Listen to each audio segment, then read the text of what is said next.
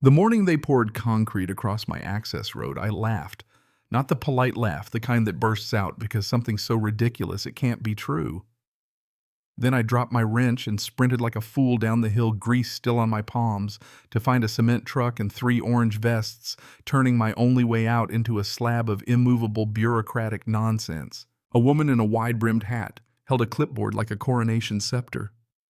"This is being closed for safety," she said, calm as if she were announcing tea time, which is when I first met Tiffany Keller, president of the Ridgemont Hills HOA, breaker of patience and inventor of petty rules. She smiled like she'd already written the last page of my story. I didn't know then how far she'd try to write. Act 1 kicked off with jackhammers and a deed. I had an easement. My deed said, access in perpetuity. She had a vote and a meeting notice. She had a soundbite and hired muscle. She said the road wasn't up to code. I said it's been there since my dad parked his first truck. She suggested we revise the easement. I suggested she stop standing on my road. That night I dug through boxes, county maps, my dad's worn papers, the original easement agreement that smelled like oil and certainty. The language was clear access and egress forever. The practical reality was uglier, 3 inches of fresh concrete, and a crew that had been paid to make a problem permanent. I felt the fight coming, not loud, not dramatic, but steady, like putting a wrench to a rusty bolt until it gives. The second act, the pushback, started small and got mean. I went to the county office, shuffled papers, and noticed something odd. A narrow strip of land running parallel to the road, a 10-foot sliver that hadn't been on anyone's radar. It belonged to a defunct landscaping business that hadn't paid taxes. It had just gone up for auction. 2 weeks, $1,200, and the county stamp later that sliver had my name on it. I hired a surveyor, dragged gravel, rented a grader, and pounded down a new route. Then I put up a steel gate with a keypad and a sign that said, "Private access, $20 entry." It wasn't elegant, it smelled of sweat and gravel and the kind of stubbornness you get from growing up fixing things, but it worked. I charged only HOA board members at first. The first time Tiffany paid, she squinted like money tasted bad. She called it extortion. "Nope," I said. "It's a toll. For the gate, the gravel, the labor." She drove off like she'd been insulted on principle. She came back with papers and a promise. What she didn't know was that while she was writing threats, I was pulling invoices and scanning ledgers. That's where the story turned. What felt like a local scuffle flipped into something with teeth when I walked into the monthly HOA meeting smelling like grease and set my manila folder on the table. Agenda items were trivial flower beds, mailbox uniformity, and then one line at the bottom, private road encroachment. Tiffany cleared her throat and read the script she'd been practicing. I cleared mine. I started laying out photocopies. 1 invoice, 2 stack checks written to a company with no active license payments for landscaping studies that matched no work, a golf cart logged as grounds inspection, parked at Tiffany's house, receipts for cameras that were never installed but charged to the HOA. I'd been raised by a contractor who kept every receipt since 1974. That habit felt like a superpower with a paper trail. A retired board member named Reggie, honest as a rusted wrench and twice as reliable, handed me a box later that week. Inside were decades of minutes-old budgets, handwritten bylaws that showed the HOA's remit was never supposed to include private roads or secret development plans. Reggie had kept the records because people used to keep things for each other, not to hide them. The county smelled something.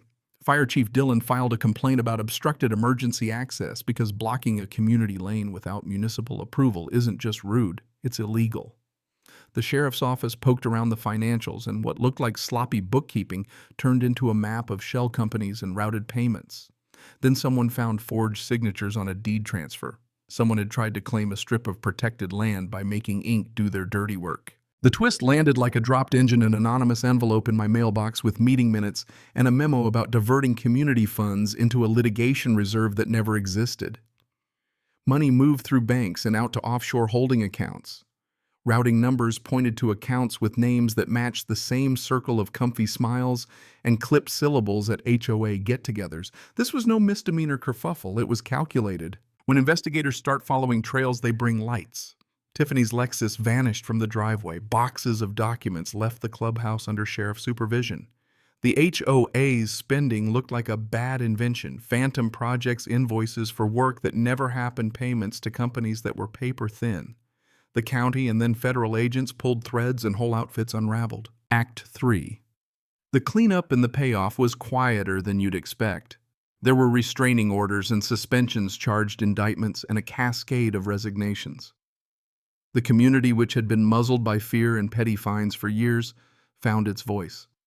They signed petitions, demanded audits, and by the time the county attorney filed charges for wire fraud, document tampering, and obstruction, most neighbors were ready to tell what they knew. I kept the gate but removed the fee. The county offered an easement partnership. They'll maintain the route as a certified emergency access, keep it plowed, patch drainage, and record it where paper can't be rewritten by someone with a clipboard and ambition. I hung a small plaque that read Heritage Way, and a week later Reggie surprised me with a wooden plaque he'd carved honoring the residents who stood up. There were small, rich payoffs, the kids riding bikes on the path that had been scary neighbors sitting on porches again, a mural on the clubhouse wall with a winding road and a tiny truck at the bottom, my truck in miniature, because stories like that exist in the details. I planted pecan trees where the concrete had been. They grow slow and relentless, and I like that. Trees take time to root, and some things are better for the waiting. If there's a moral here, it's not tidy or triumphant in the way movies like. It's a simple, uncomfortable truth. Power works best when people are quiet. Corruption loves convenience. It loves when the paperwork is unseen, the ledgers untouched, the minutes unread. Standing up wasn't heroic. Mostly it was stubbornness, a stack of papers and neighbors who were finally done with being polite about theft. It was a reminder that justice isn't only the badge or the gavel. Sometimes it's a man with grease on his hands and a box of dusty minutes that says, "This is wrong."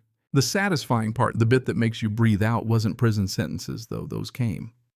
It was the feeling the morning the gate opened for everybody, no fee, no drama, just a gate that existed to keep everyone safe and no one in power above the rules.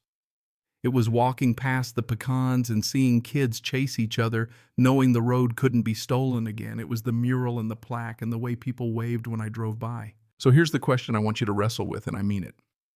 When somebody in your community starts bending rules for profit, what do you do first? Call the sheriff or start digging through minutes? Is justice summoned from authority or built from neighborly stubbornness and receipts? Tell me, what would you have done, and have you ever found a piece of paper that changed the way you saw someone? If you've ever been through something like this where a receipt mattered more than a speech drop, a comment, tell the truth. And if this story landed with you, share it with someone who thinks a clipboard can't ruin a life. Tell me how you'd call it right, wrong, or somewhere in between, but tell it.